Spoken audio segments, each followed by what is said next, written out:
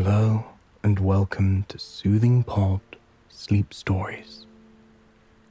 My name is Chris, and tonight I will be your guide as we embark on a mythical journey through time that will take us to live and breathe with the Amazons, a group of warrior women whose strength, intelligence, and power rivaled even that of the Greek gods. Before we begin, however, let us take a moment to relax and find peace and comfort in the place that we're in, here and now.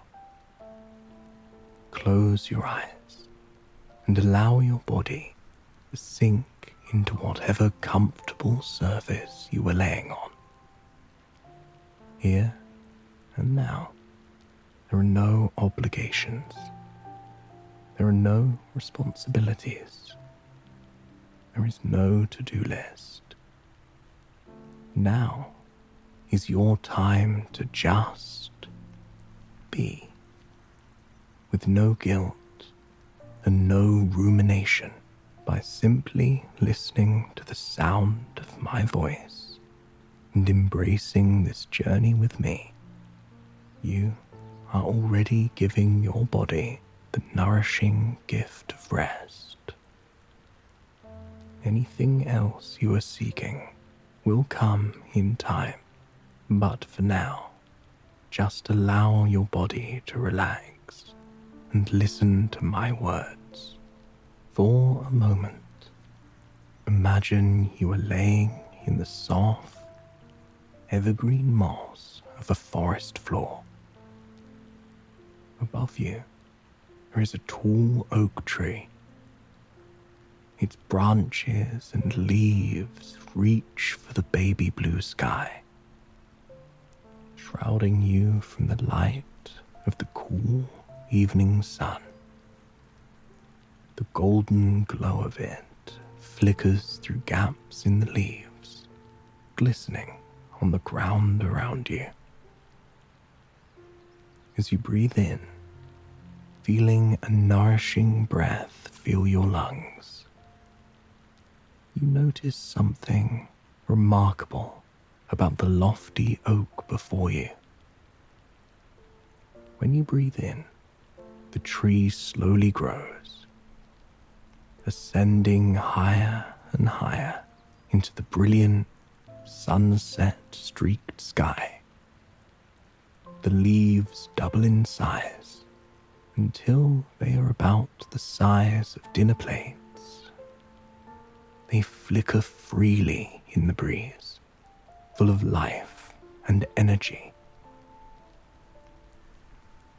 As you exhale, a sense of relaxation replaces the breath leaving your lungs and sailing into the cool forest air.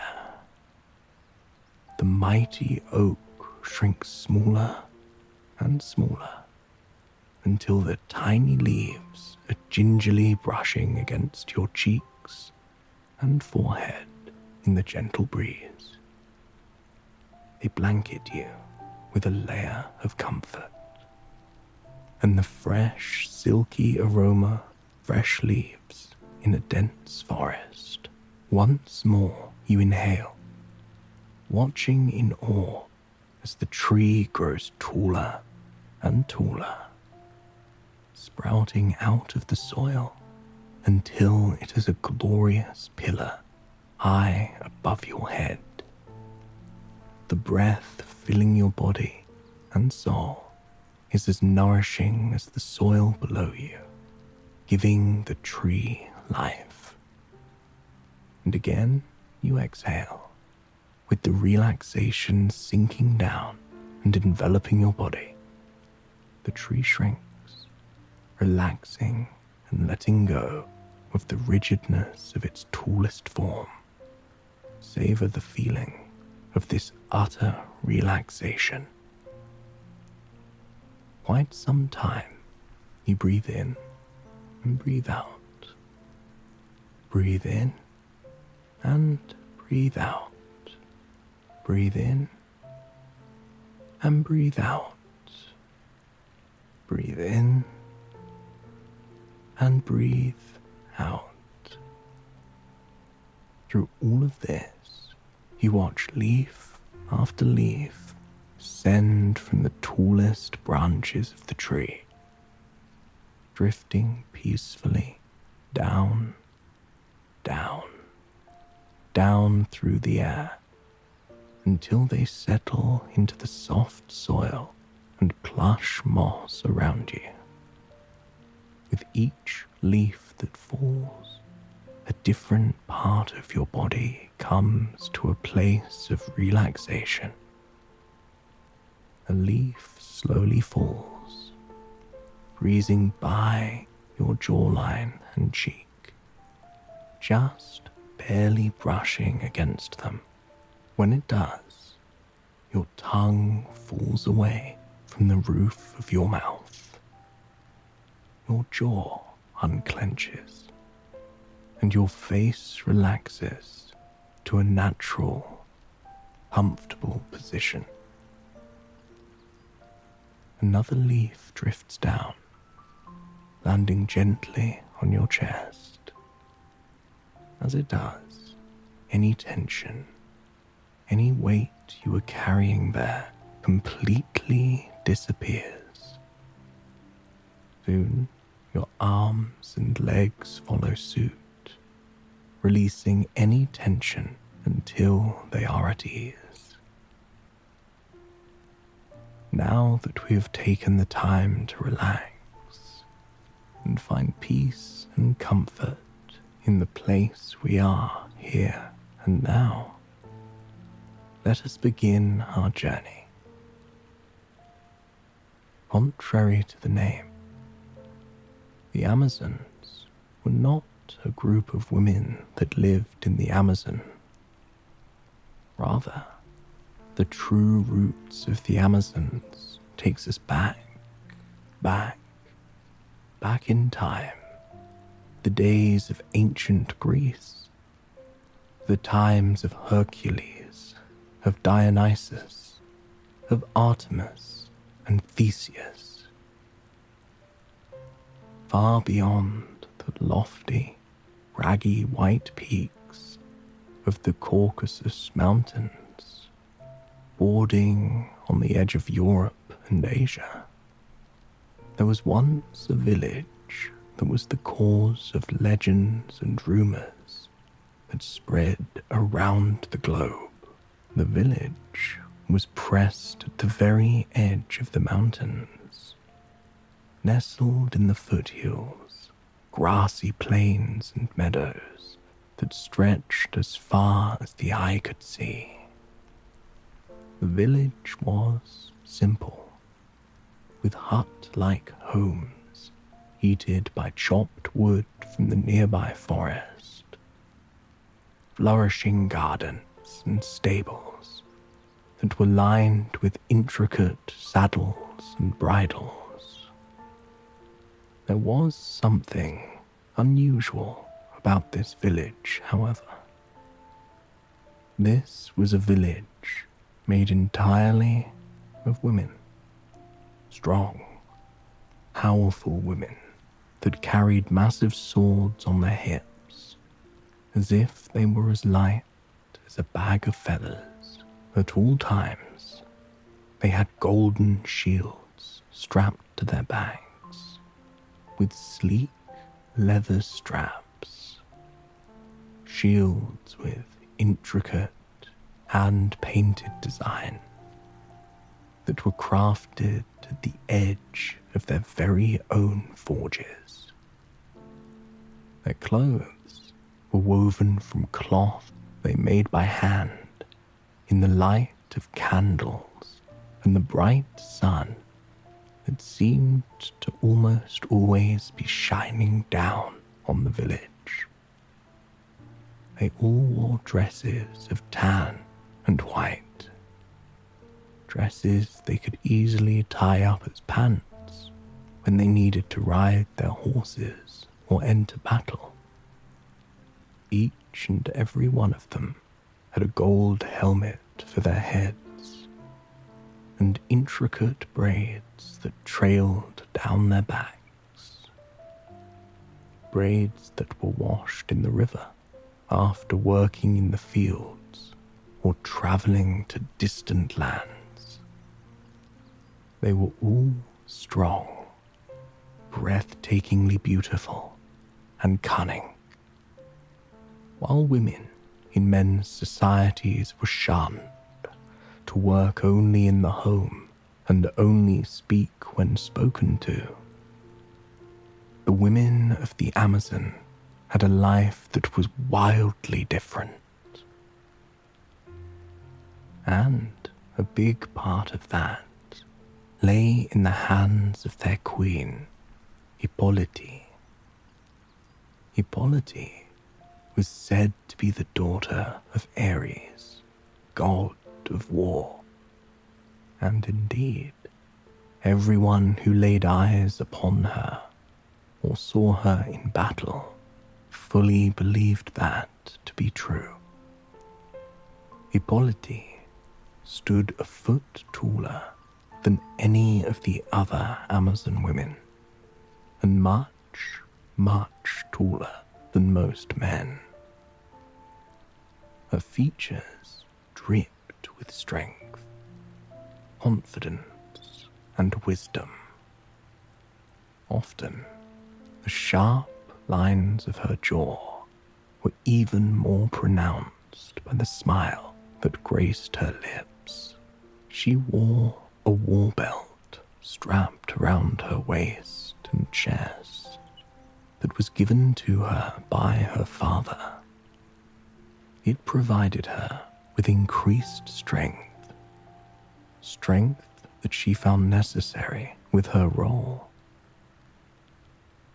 Though she was the daughter of the god of war and leader of the strongest group of women the world had ever seen, she was a woman who deeply, deeply loved life.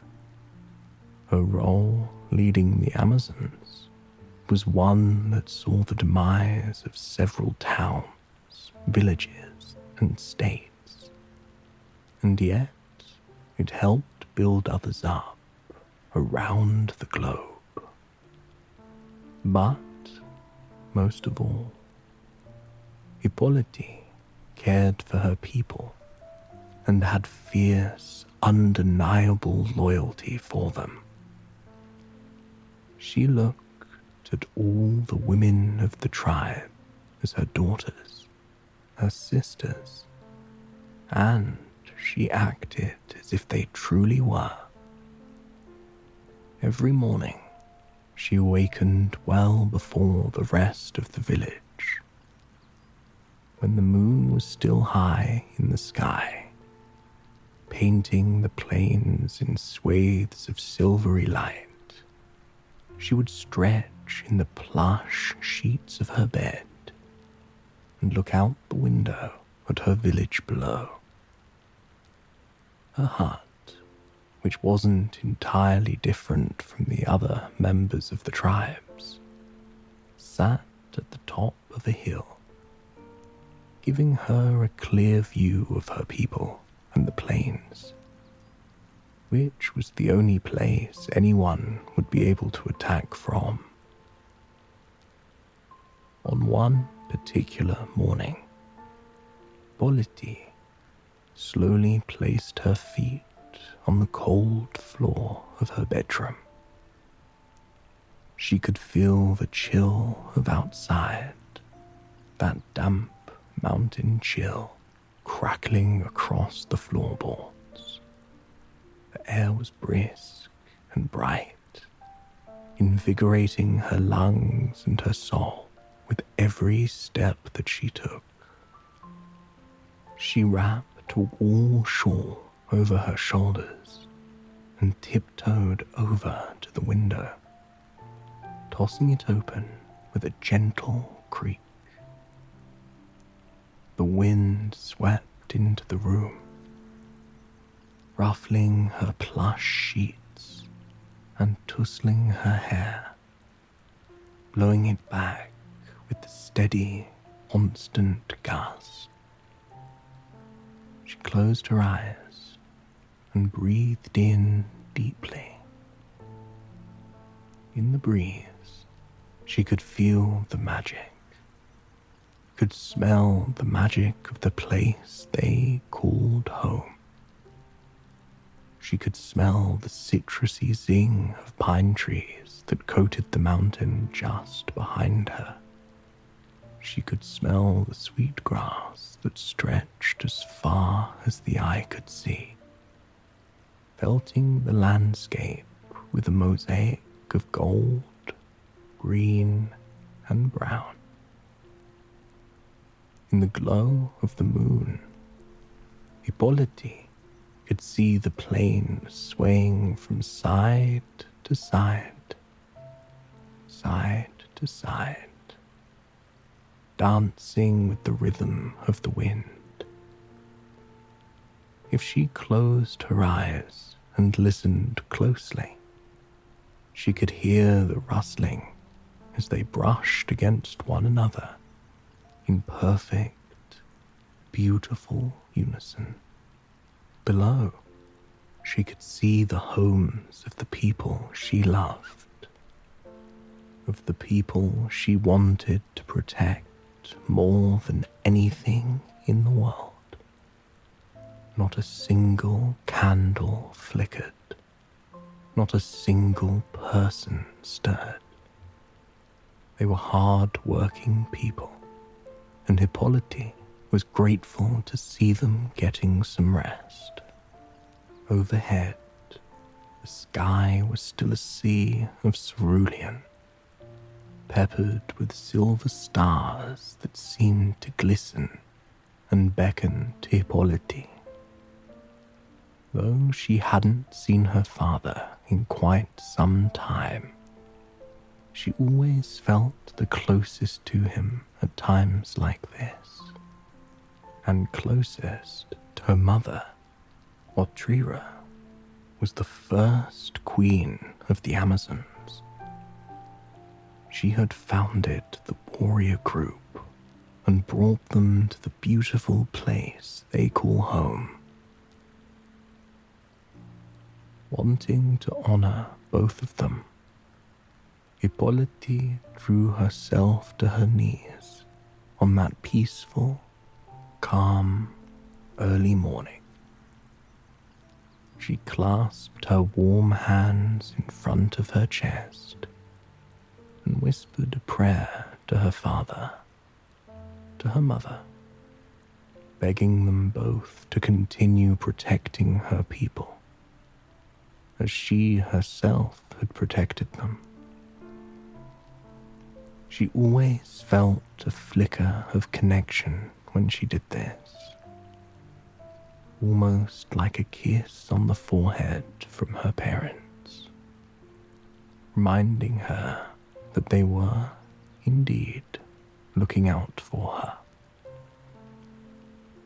Feeling satisfied, Hippolyte rose to her feet to grace the day and get on with the plans ahead. After all, her people were busy, and they had a community to continue building. Slowly, Hippolyte made her way down to a hearth in the center of town. She savored each step on the way there.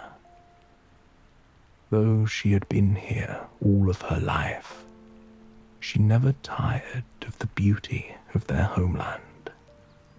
She loved the aroma of the soil, the way it danced and tangled with the air with every step she took. She loved the way the mountains changed the way they looked throughout the day. Every sunset, sunrise, and cloud, painting them in an entirely new light, height, and shape. She often reminded her warriors, her daughters and sisters, to be like the mountain, always standing strong and steady. And though the perception of them may change with the times, with the enemies, with the public, they knew that they were grounded in what they were, in who they truly were. By this time of the early morning, the hearth was hardly crackling. Embers clung to the last few logs that were crumbling to ashes more and more by the minute.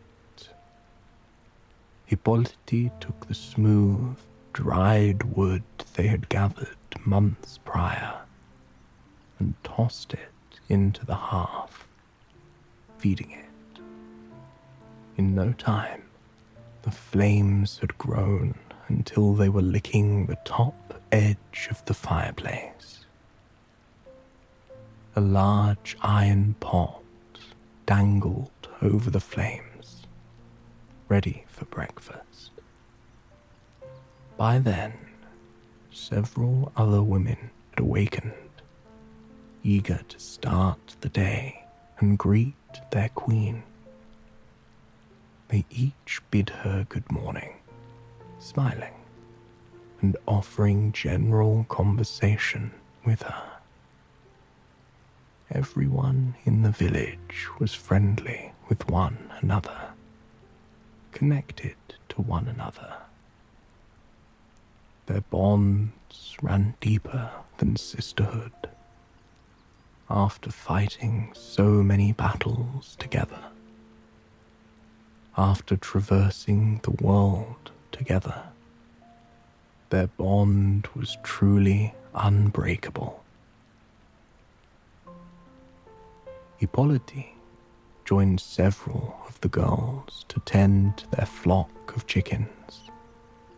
They gathered their eggs in handmade baskets that had been passed down from mother to daughter for years. They chatted as they gathered the fresh eggs from hay in the light of the glorious morning sun. Meanwhile, several of the women flocked to the gardens. There, they roamed through the loam and soil, eagerly checking to see which crops would be ready for the soup today.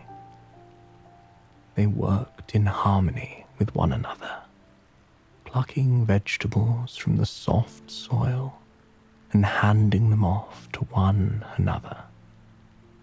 Others worked on repairing the irrigation systems after recent rains. It was a task they did with pride and smiles on their faces. It was an honor, knowing they were helping the people of their village, the people they loved so wholly and dearly. After they gathered all of their ingredients, the women gathered by the hearth. Hippolyte mixed ingredients into the pot above the stove, and soon they were blessed with a hearty, healthy soup. They gathered around the table together and ate as one large, peaceful family. They spoke of their plans for the day. They sang. They played games as they dined on the fine, fresh food that they had made. And truly, that's when their days began. After breakfast, everyone went their separate ways, heading to wherever they were needed most. Some women remained by the hearth, cleaning and preparing ingredients for dinner later in the day.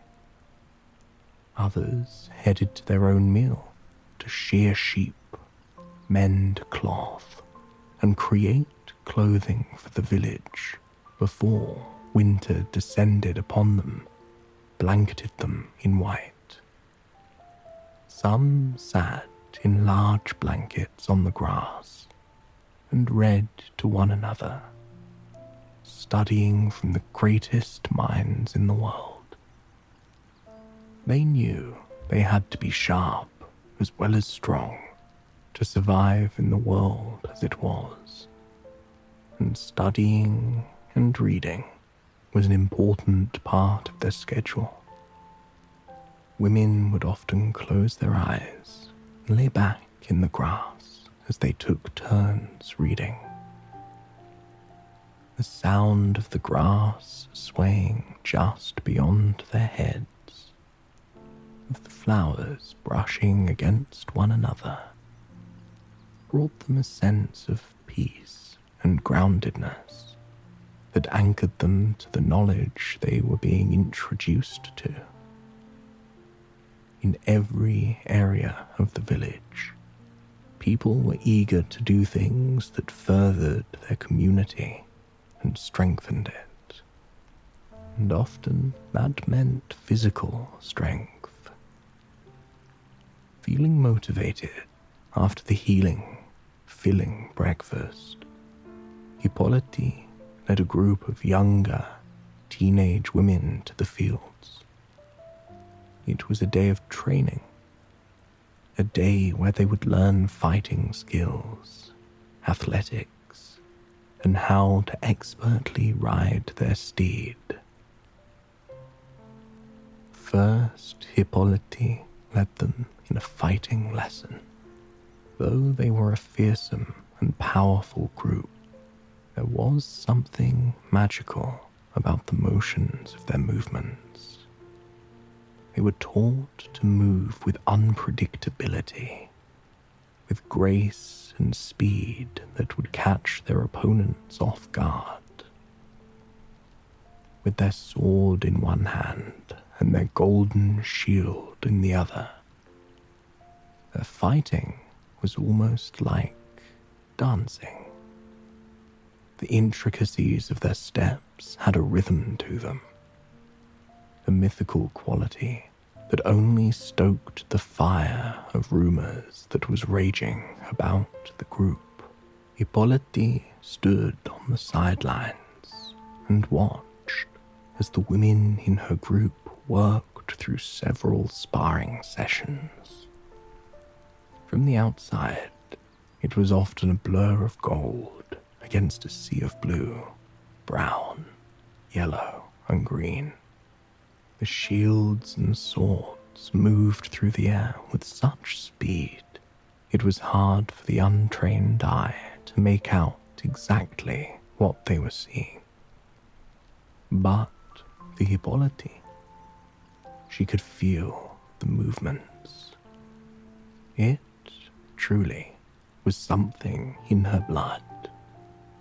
She knew when one of the women was leaning just a hair too much to the side, when the drawing of their sword could be a second faster, when their shield could catch a sword at a better angle. The sound of the sparring was like music to her.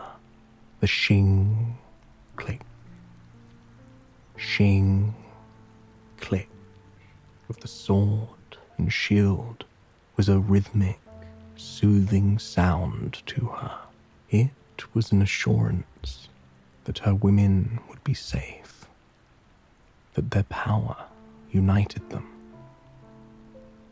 They were unnaturally fast, gliding across the soil as if they weren't even touching the ground. For such ferocity, there was such gentleness and agility to each and every move they made. Sometimes, Hippolyte couldn't help but sit back in the grass and watch them as if she was watching a play, or as if she was watching rain pitter-patter on a leafy canopy overhead. It was truly a miraculous sight. After quite some time, Hippolyte stepped in with the women, eager to teach them some new movements. They all followed her in perfect unison as she gracefully moved across the field, slicing her sword from side to side in the brisk morning air. Dewdrops from the grass rolled off onto her legs and feet, cooling her even as the sun grew brighter and brighter overhead. They went through the motions until mid-morning. Hippolyte felt her heart, her soul swelling with pride for the women of her tribe. Their strength and fierceness was unmatched, and though many of them regarded her as the strongest of all, she knew that their strength truly relied on their unity and trust in one another. Seeing that everyone was ready for a change of pace, Hippolyte encouraged the women to gather their horses from the field and prepare to ride. After all, they had to ensure their horses were up to par if anyone were to descend upon them. Everyone lit up at the suggestion. Eager, they scattered into the fenced meadow to the side of the village, beckoning to their horses. Each steed came without a fuss, knowing in their hearts what lay ahead for them. Much like the women of the village, the horses had served this role for quite some time. They were made for this. Hippolyte approached the side of the field and extended her hand with a smile on her face. Horses all charged by her, their hooves stamping into the mud and dirt, and echoing with the rhythmic motion of all of them moving at once. But each of them ignored Hippolyte, offering to go to their true owners instead. That is, until her horse, an all-white mare, met her eye. The mare raced for her with pounding, steady hooves. Though it was moving faster than any of the other horses, it looked as if it took little effort. Its muscles and body pulsed in a state of harmony, sailing over the grass like it was taking a stroll in the park. Hippolyte opted not to put her tack on her horse. On days like today, she felt utterly connected to her animal and trusted it deeply. She led it outside of the fence and mounted it with ease, grabbing hold of its silver mane with her hands. Behind her, everyone else did the same.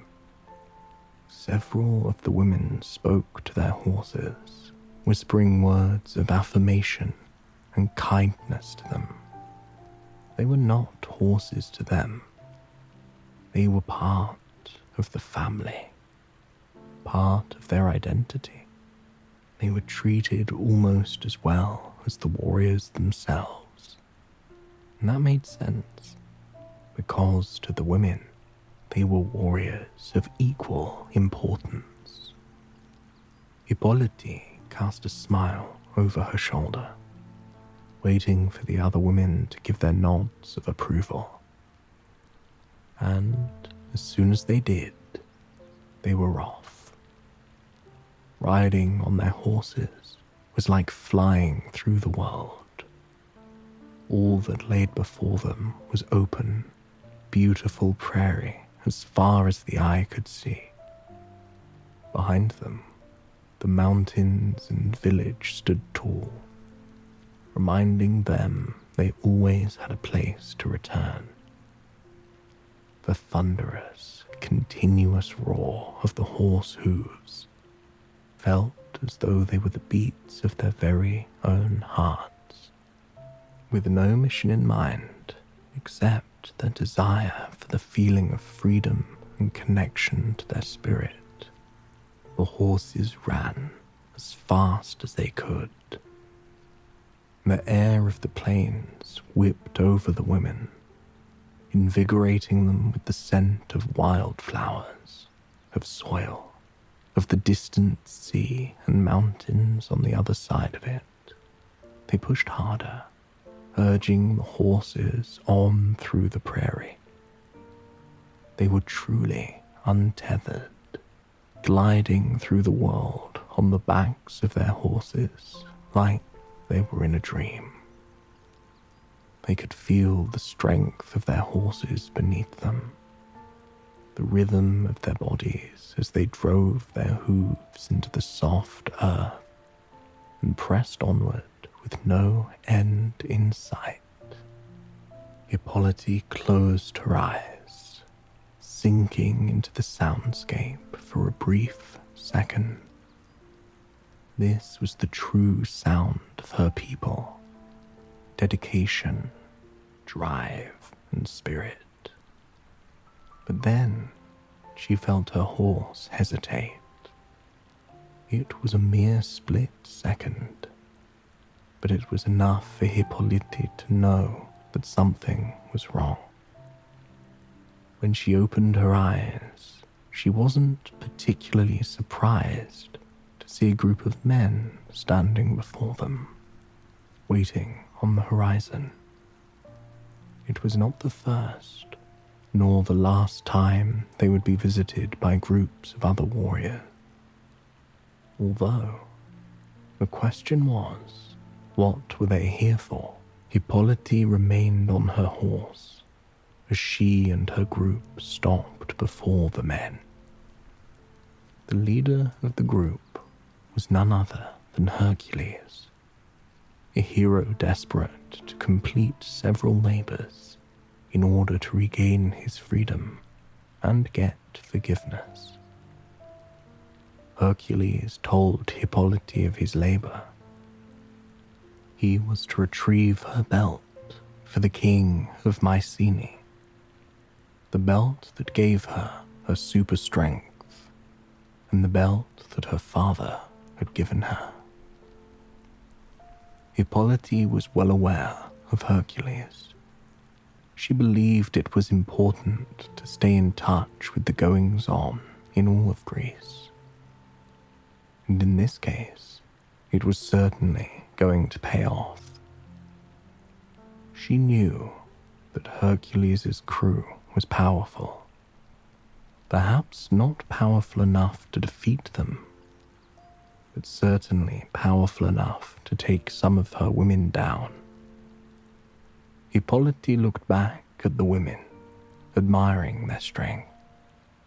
None of them had had a belt this whole time, and they had charged into many, many battles with Hippolyte.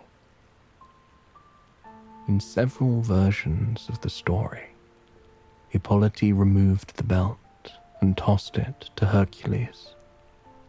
She wished him luck on the remainder of his labors and hoped that one day peace would find him. With that simple message, she turned her back on Hercules and led them back to their simple lives in the village. That night, everyone ate in peace with one another. Hippolyte could tell the women were bothered by her simply giving Hercules her belt. To address it, she stood up and held her glass up to the light of the fire. She told the women that they were strong enough without a god's magic. The women of her village had shown her that, and she intended on honoring it. The night was full of celebration by the crackling embers of the fire. When Hippolyte returned to bed, she pulled the soft blankets over her with a sigh of peace. It felt strange not having the belt on her, but it would have felt strange having less women in her village. She looked out over the village through her window.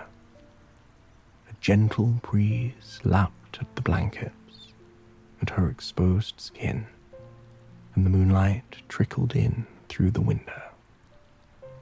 She soaked in the view of her city, a city that had taught her everything she needed to know about perseverance and strength. She whispered a prayer of gratitude, and gently, gradually, a wave of sleep embraced her, urging her toward a night of rejuvenating rest. I hope you have enjoyed this sleep story, and it has brought you a night of peaceful, restful sleep. Please, join me again tomorrow night for another sleep story. Until then, farewell and sweet dreams.